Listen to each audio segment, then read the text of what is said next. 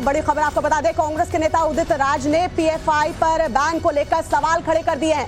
Tweet किया है उदित राज ने और ट्वीट करते हुए लिखा है कि बहुत पुरानी बात नहीं है जब तबलीगी जमात के कोरोना जिहाद से देश खतरे में पड़ गया था और बाद में खुश।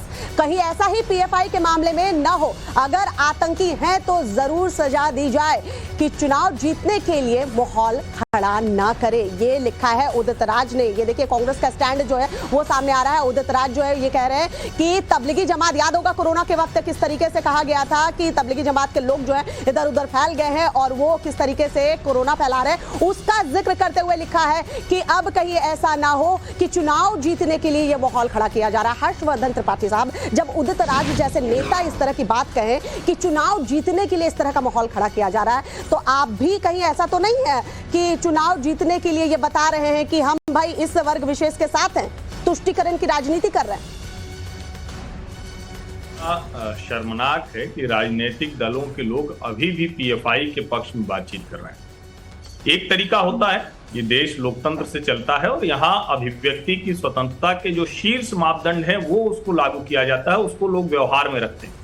लेकिन अभी केंद्र सरकार ने बाकायदा उसको प्रतिबंधित आतंकवादी संगठनों की श्रेणी में डाल दिया है, तो कम से कम राजनेताओं को उससे बचना चाहिए।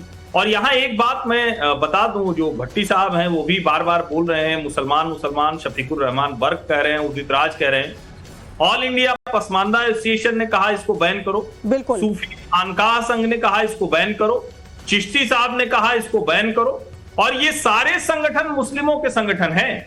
ऐसा नहीं है कि पीएफआई पर बैन के लिए कोई हिंदू संगठन कोई आंदोलन चला रहा था।